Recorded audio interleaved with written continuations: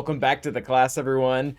It is time once again to rank every team in game in regards to GAC. So, yeah, let's get into it. So we do these videos periodically. I think the last one was about 6 months ago or so. And the reason why we do these is because I want to give people kind of a bird's eye view from up top when you're farming everything, where the teams really sit in regards to GAC. How good are they? How much are they going to help you punch up and be able to climb through the ranks? A few notes before we do get started on all this. Number one, we're not going to be talking about Galactic Legends because I want to talk about all the really good characters that are typically in those teams outside of them, because Galactic Legends themselves take so much time to farm, and a lot of the other characters that come with them maybe not so much. The other thing is these are going to be grouped into like S tier, A tier, B tier, etc. There is not a specific ranking between them, like Starkiller's ahead of Malgus here. That doesn't mean Starkiller's better than Malgus, it just means they're at the same level of value. And the last thing being, we're going to try our best not to repeat characters, because again, from a farming view, typically if you're wanting to build up so many teams, you can't use them in two different teams at once during a GAC match.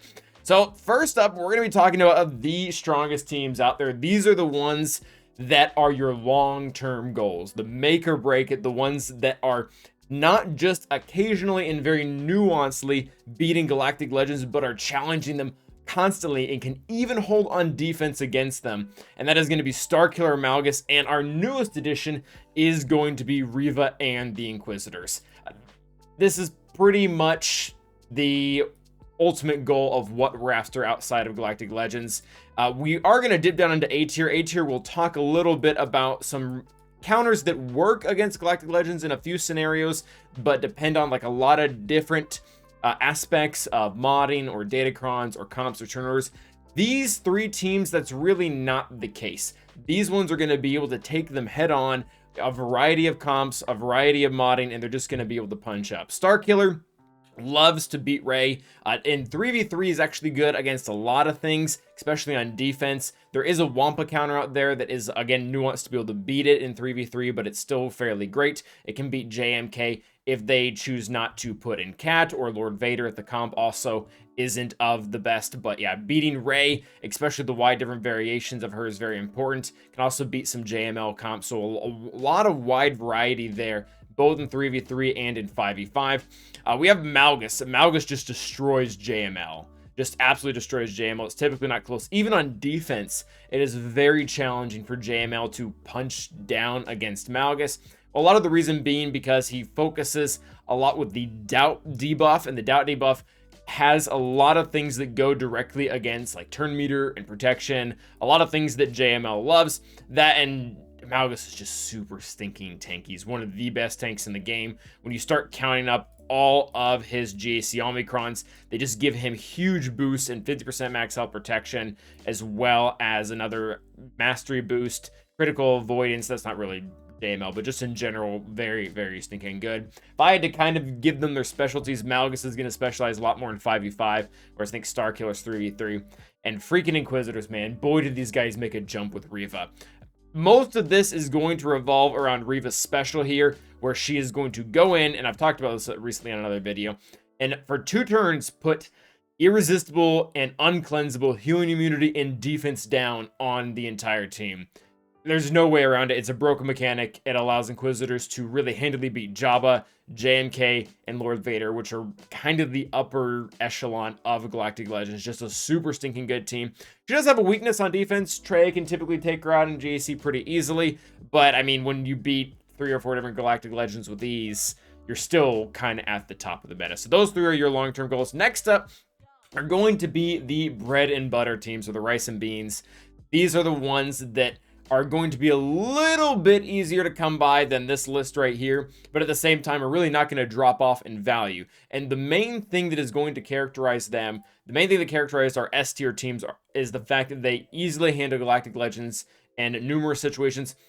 All of these teams, really, to be able to be here, is in some situation, whether it be nuanced or not, they have to be able to challenge a Galactic Legend, or at least fight off a lot of the teams that are in the upper tier. And that's kind of how all the tiers are going to work, is what can you beat, or what do you hold against, as determines their value. So these 3 at the top.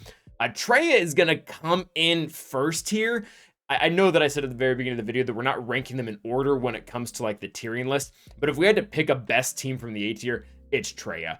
Team is so stinking good. It does have the ability to challenge JML on offense, and really the biggest value here, not only is it a good defensive team, but it beats these stupid guys right here. I don't know if this was intentional by C or G or not, but when Traya's Omicron came out and just started giving them massive buffs against whenever debuffs are applied, and Inquisitors love debuffs, it changed everything for that match. And really, actually, that match came in afterwards.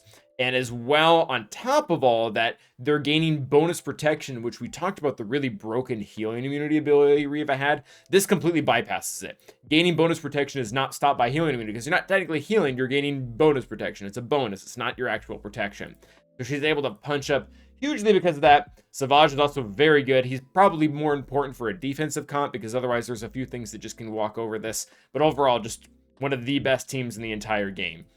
Next up is going to be Afra. She's also going to be joining this team. One of the things that I love about Afra is that she is probably, I know this is kind of a weird thing to say, but she's one of the best, she is the best cleanup team pretty much in the entire game. Even in 3v3 where it's hard to clean up Galactic Legends because you're more limited on your characters, she's able to beat 5 out of the 7 of them with ease without having to have a super specific datacron between her and her 2 requirement droids, which is nice, so you don't have to go and gear something completely extra. But even in 5v5, if you juice the team into next week, they have a chance at beating Jabba as well as a few other things out there. So overall, very good team. They do lack a little bit on defense, primarily because the team doesn't have a natural tank, or really even a natural dispel for that matter. I guess B2 kind of works, but he's a separatist, but that would be the one flaw. Next up, I don't know if this team belongs here. You guys tell me in the comments if they're really A tier worthy or if they're more B tier. But my gosh, did this team just ruin me sometimes on defense. And part of it was my own mistake. Part of it was because when we would go in up against it, we would lose with whatever team. It would get turn meter loaded. But this team beat my SLKR and Star Killer because it was turn meter loaded. Because they go first, they gain a ton of turn meter, and then they just kill everything. And again, part of that could be that they're being propped up by a datacron, or at least they have been over the last 4 months or so. But still, like, that is super impressive, the amount of stuff that is going on here. Granted, the one that did that was not a Gear 11 Zori, it was actually like Relic 7 or whatever. But still, like, this is, I think that really speaks for where this team kind of sits. And it's really the best resistance team outside of Galactic Legend Ray herself. Next up is going to be Gas. Gas has become a pretty long stay staple. He's a little bit easier to farm now, with his shards being available with MK2 raid currency. They are able to beat a lot of really bad raid comps where they can just keep stacking offense, and if you time the whirlwinds correctly, you can get not only the Sias down, but Rey herself down. The armor shred helps a lot with that, and it just, Gas being able to stand while all the clones can't really take damage into their health is one of the big reasons why all that can happen. He gets to do some other fun things too. It's not super relevant, but he beats a lot of Galactic Legends that don't have ults. Like, he'll beat Jabba without ult, he'll beat Lord Vader without ult, he'll beat JMK without Cat. So there's, again, nuanced, but definitely a super solid team.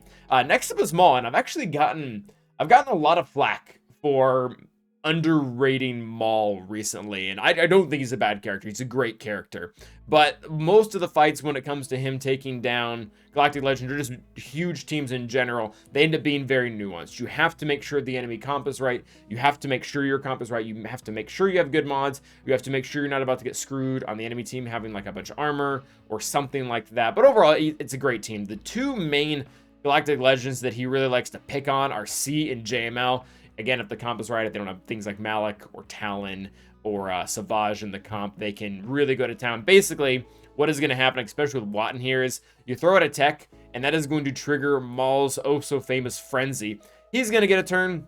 He's going to go ahead and use this AoE here. That'll give our good friend Canderous a bunch of turn meter, who will then use a special and trigger Frenzy again.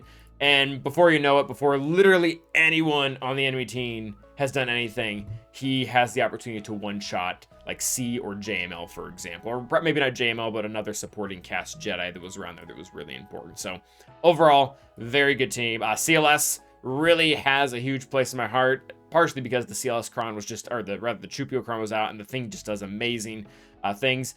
one of the better solutions for the stupid Bastila-led JML Watt team that can be super annoying if you don't have a squad to counter it.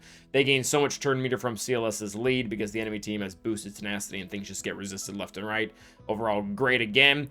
Giant Luke and the old days, this is probably one of the most OG off-meta counters. It was really meant to beat SLKR. I will mention that probably the better version of this team is actually with Armor. Armor really kind of breathes a lot of life into Giant Luke because if SLKR can't crit Giant Luke, then he really can't do anything except reduce his master, which that is actually really relevant. But if you can't get that far, then Giant Luke just really kind of has his number in that respect. Also, the team is just really good against a ton of other things that are not Galactic Legends. Grievous, very similar to Maul. His win rates are a little bit better just because he's a little bit more universal. He is going to be able to take on both C and JML. The amount of turn mirror that goes on in this team, especially with Newt in there, ends up being quite ridiculous. Imperial Troopers are super fun when they're allowed to gain turn meter, gain buffs, as well as attack out of turn. Doesn't get to happen against every single match, but there are some really fun ones that will happen. SLKR Night Sisters on defense is a great opportunity. Or cleaning up pretty much any job of the team that doesn't have Boosh in it, can have 3 other members alive. As long as they're allowed to attack at a turn, gain Emperor's Trap, they end up stacking their offense up to a huge amount. And again, I know we're talking like pretty much through the lens of Galactic Legends for each of these squads, but if they can take on those level of teams, they can also have really good win rates amongst each other as higher tier teams. Next up is going to be Citizens, which is our Padme Cat team. This one is not widely used because if you have JMK, this team is getting absorbed by pretty much everything else, which is fine. But if you don't have JMK and you can trick this team out with, again, the right turn order and the right mods, it can start to punch up really high against a lot of different high-level Galactic Legends. The biggest one being JMK Cat themselves. One of the reasons for this is, well, Cat's just kind of a broken character in the sense that she gives stupid buffs to her entire team, like 50% offense, critical damage, health, defense, all that good stuff. But on top of that, one thing that Padme has that has aged super well is her courage, which she basically deals huge amounts of max health damage to enemies. So when you're going up against a JMK team where they have like GK and Padme and all those other characters that are super health based, you just chew right through them before you end up getting to JMK himself. Next up is going to be our Bounty Hunter teams. And I know there are a few different variations of what this actually looks like, but this is the team that takes on Lord Vader. Last time we got a question why Fennec lead over Bosk lead. Really, it's because you need to be able to get contract immediately by cleansing those debuffs, and Fennec is the way to do that. Bosk is probably better, or even, I guess we'll give a fun little shout out to Aura here. Bosk or Aura is actually probably the ideal lead in any match outside of that. But this is the highest tier caliber team that they can go after. The win rates on it, I think, are only like 60-70%. But for most things out there that struggle to beat a Galactic Legend, that's still pretty good. And it just ends up becoming a more nuanced fight where things like high protection modding and high offense on Fennec do really end up mattering. I will note also, you probably want Bam in there if they have Maul. If they don't have Maul, this particular comp should work just fine. Last, and not really least, is going to be Dash. So this team had a lot of potential to beat JMLs, especially in 3s, where you have characters that can build up a lot of damage and they can't really be killed. I will mention, though, Hondo actually can be killed with Vandor's present because he's neutral instead of light side, which is annoying, but whatever. There are other characters you can use in that slot if that's really a larger concern. But they become really hard to kill with the combination of his Omicron as well as Vandor's just kit entirely. And then you can kind of stack your damage and be able to take down all JML sides and then kill actually JML itself when using characters that have a lot of stacking offense like Hondo or maybe even Young Lando or Young Han. Really weird to suggest them actually. So these are, like I said, these are your bread and butter teams. These are the ones that are going to make the most difference in the long haul and are also somewhat accessible. Next tier are going to be our B tier teams. All of these are still really good. If you start to do the math for how many teams you need in GAC, 22, even if you have like all the teams out there, you have to use some of these teams. So us calling them B tier is not meant to be an insult. That's just where they rank. They're not unimportant. They're just lower down. You do need some of them, if not most of them, depending on the season or depending on what's going on. So don't feel bad if one of your favorite teams is in here, because I'm sure they are very good. Wampa's in here. I love Wampa. So our newer additions are going to be Night Sisters. And the reason why Night Sisters kind of still fall this low, I know that there's been a lot of speculation about Marin being able to help the team beat Jabba. At least in this last season, that did not happen. Like, I looked up in GAC Insights, every single relict, that's important, relict Mother Talisman team with Marin against Jabba, overall 2% win rate. Like, it was barely happening. So the team does still have a lot of value. I don't mean to talk trash on it, but that's why it does fall in this place on the map. It does have the opportunity to beat a lot of the A tier teams. It'll do really well against CLS. I mean, it always did really well against Grievous. It'll be able to take out a lot of these teams just because, especially if you have like the double Omicron with Asajj and the healing immune to Plague, it's a very nasty combo. Very good team. I'm looking forward to taking it to higher relics once I get Marin up to 7 stars. Tuskens are also a new one to be added. They're kind of the epitome of, not nuance, but very specific interactions here. If you're up against a team that gains turn meter and can be stunned, they're just gonna run you. Like, stupid good against that specific example. If you don't gain any turn meter, they're really easy to kill. Like, I guess it is a little accurate, but I love to take like Qui-Gon Jinn with Jedi Anakin, who don't really gain turn meter and do a lot of damage. You just start shredding through them, and it's great. You slaughter them like animals, the men, the women, the children, etc. Bad Batch is up next. Bad Batch is really great, especially as an offensive team. If we start to look through this list here, and especially like the list within this actual tier, they just kind of beat everything. They're gonna beat Qui-Gon. They're gonna beat most BAM variations. They'll beat Wampa. That's kind of weird though. I don't actually think they beat Night Sister. They'll beat Sortie. They beat Adderad. They beat this First Order team. So they have a lot of just versatility there. Echo being able to rip off all the buffs and then put on irresistible healing immunity, almost like Reva. His can be cleansed though, is still very good in his age well. Wampa is amazing. His probably biggest asset is the fact that he is an entire team. Like, that's probably one of the best things about him. He has been made a little bit easier to farm with the MK2 things that we mentioned previously about gas, but overall, I mean, he'll beat Grievous. He'll clean up a handful of Galactic Legends as well, and that is kind of important, especially when we're getting down to this lower tier, because that says that he's not just going to have value today, he's going to have value 6 months ago when your counter doesn't fully work against JMK and you need something that's going to clean up the lone guy. Next up is going to be Bam, who had a bad reputation for a while. You don't necessarily need Boba and Dengar here, and actually Boba is going to be in another team as well, but I really like to have 2 AoEers that, in addition to having an AoE, they also have something that is going to deal damage throughout the battle, like dots or thermals, because that'll pump up Band with more turn meter. This team really starts to get nasty if you can give Queel a ton of speed and then get the turn order right so that Bam gets to one-shot someone with 20 birds before the match even goes. That does become challenging, and has fallen off the board in a few places with the new speed meta that essentially exists in the game. But that's definitely still worth a mention in the B tier because he does have the opportunity to challenge a lot of these teams, particularly the Maul team, actually. He does really well against that because of the whole Mandalore buff. Next up is going to be Qui-Gon Jinn. I love this team. I realize like it gets trashed by Bad Batch on defense and a few other things, but my gosh, is it fun on offense. Like we said, it can beat the Tusken team. It can beat CLS if they shoot Qui-Gon first. Then Anakin just does his AoE and half the team disappears. It's really stinking fun. It's all wrapped up in the fact that Qui-Gon Jinn gives a ton of offense through his lead, and then Jedi Anakin gets ticked off and just blows everyone up with his AoE, combining the offense from Qui-Gon Jinn and just the extra damage he's getting when his whole team is Galactic Republic.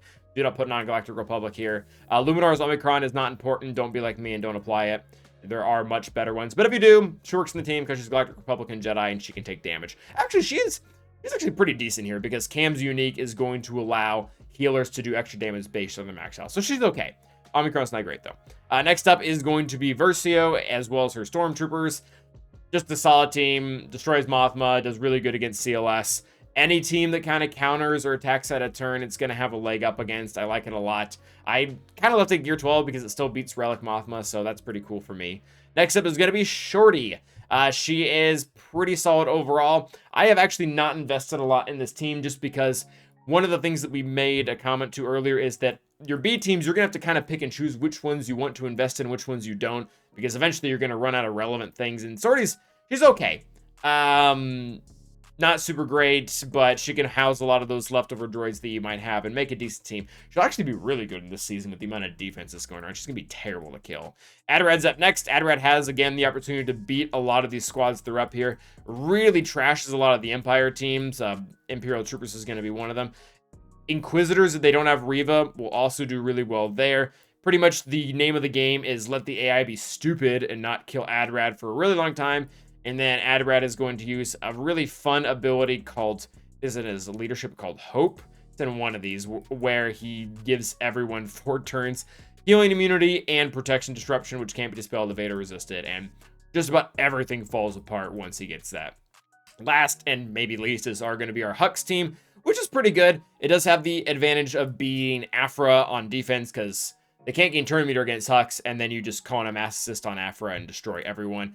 Is really lifted by the first order TIE Pilot Omicron. I know a lot of people don't really like that. I like it a lot. It's helped me a lot both in 5s, well, mostly in 3s, but also a little bit in 5s.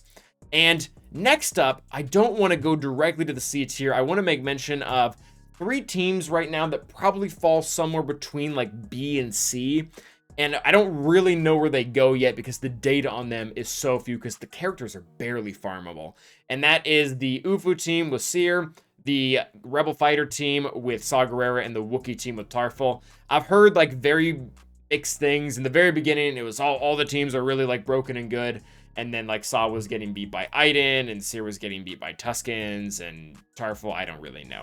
So yeah, they're very new. I don't really know where to put them yet. I don't know really what they beat on offense. They hold against defense on some things. Their defense rates actually probably will be good for the next couple of months if you do have them, just because most people don't know how to tackle them. So there is that. But yeah, either A or B tier, and then B or C, and let me know in the comments if you have a better idea of where they fall, because I kind of really don't. Next up is going to be the C tier. So if A tier was our bread and butter, B tier is what we have to kind of use to fill the holes that are still really good. C tier is what eventually, not now, but eventually we want to avoid using, and is going to be mostly made up of requirements. This is probably most seen in our Sana team here, where if you look at all these characters, Stormtrooper Han is required for CLS, Captain Han, Roll One, Lander are all required for Giant Luke, and then Sana herself is required for Aphra. So you're probably going to end up with most of them in some fashion or another when farming up your old roster. They're not super great. They can do some things. Defense, they just get trashed by so many teams that have been out for such a long time. Like I don't know if I can really recommend people going after Stormtrooper Han. It's okay. Like if you use this team when these teams are still like months or years away. Not to say that they're bad. They're just teams that are eventually going to get replaced. Sana fits the description super well. Geos fit the description super well. Eventually, Geos kind of also get pushed to a cleanup team, which is fine. There's no problem with that. It's kind of what a lot of these get pushed to. Mon Mothma is actually another really good example of what gets pushed to a cleanup team. Does very well at cleaning up both Lord Vader and Jabba, which can be a pain in the butt to clean up. We have Jedi Training Ray here. Really, the Jedi Training Ray, as well as the Boba team down below, these teams are meant to be used before you actually get the Galactic Legend. They're not amazing, but you use them before you get the final goal. So that's the Ray team. This one actually can be kind of nasty with Sortie if you can get VIP onto Ben and then maybe put BB-8 as well as R2 in here. The Thermal team, I do want to talk about this a little bit. I realize once you get Jabba, this team is pretty much pointless, but this team can be a lot of fun. If you actually look at Boba's lead, it does like 16 different things. Most of them are meh, but 16 is still 16. Like he gives speed for every time the enemies have debuffs, which happens constantly with this thermals comp. He gives potency based off of, or rather, they get health based off of potency, which is kind of nice. They gain turn meter when thermals go off, so there's quite a bit baked into the kit there. And I use Embolete if you're just wanting to strip banners with Retribution and whatnot. But Boushh and Chrysanthemum are actually pretty decent if they're on any team, as long as it's fully Hutt Cartel and Bounty Hunters. They do some fun things, especially, yeah, Boushh kind of goes boom on things. So overall, a good team, but you're going to graduate out of it pretty quickly, assuming you're going after Jabba, which if you have a Relic, Boushh, or Santon, I imagine you are. That pretty much covers our C tier teams. I'll note that I put Trench here. I'm not really a fan of putting Trench in his own team outside of the Datacron. I realize the Datacron right now makes him really good. I've been using it myself. I've been happy with every single team that's beaten it on defense. They've always been really high caliber. I just don't think that's going to be the case when he's gone. I would rather put Jango, Watt, and whoever else in another team. And I would kind of subscribe the same to everyone else who's watching this or who's going to be watching this for the next couple months. So that's our C tier. And finally, our D tier. And our D tier are pretty much filler on crack. So again, these teams are eventually going to probably get replaced or get promoted to a better team or be a cleanup team. The D tiers are pretty much the ones you really want to avoid using at all costs, assuming you have something better. If you don't have something better, don't feel bad you're using your Ewoks because you had to build them up in some regard to go after 3PO. That's just part of the game. You're doing it. We've all done it before. It's part of things. So Phasma team, if this, for example, if your Escalator is your first Galactic Legend you go after, that's a team you're probably going to end up using at some point. It's not good, but it's there. Ewoks, we kind of explained about 3PO. You kind of just end up with this if you do C and Lord Vader and Leviathan and things. I don't know if you'll still need to be using this, but depending on the order you do things, you might. Phoenix, everybody's, well, maybe not everybody's now first team, but it's team you have to build up because of Thrawn. Probably not to gear 12, but it's there. None of these are good. Like, I don't really have anything nice to say about these teams. I mean, Ewoks actually can be okay. You mod them right and give them the right relics. I don't really endorse super the Omicron on Chirpa anymore. People grow out of it so quickly. You might get a little bit of value out of it immediately, but it's not going to be super long lasting, unfortunately. The meta changes too much. The team actually could really use a lifter, if we're being honest. Maybe Princess Kinesi or something like that. I don't know. Next up is going to be Uchini. It's a team that you might want to have going against the Crate Dragon Raid. It's not even in like the top 5 team, but they're accessible. And for a lot of players now, not all, but a lot of players, gear 12 pieces except Cairo are kind of cheap. So yeah, it's kind of there. And I'm going to get a lot of flack for this one too, but we're going to put Akbar like super low again. And the big reason for this is we're not able to give him any better characters. Like we talked about the SAW team, we talked about the CLS team. All those teams are really beating higher caliber teams than if we stuck like CLS on this team here. I guess if you're doing some funky trade where you're putting your Han and your Chewbacca with Sana, for example, and actually promoting that to kind of a higher level team and you're putting CLS here, that can be okay. Like there's different mixes where that can be the case, but if you don't want to do any of that and you kind of just want to work with the teams as they are, it really kind of falls short as to what it can beat. It doesn't really beat any of this. So there is that. I mean, it might be the Hux team. So that is there, and then we have this last Empire team. This isn't really a real team, but ranking 39 teams in the title was kind of a crappy title, so we're gonna stick with 40 for this one. So let me know what you guys think. I would be particularly interested to know where you guys think these 3 teams fall. If it's accurate, if it's not, what are the counters that are existing that we previously listed that would kind of push them into the rankings. But until the next time, thank you guys for watching, and as always, stay awesome.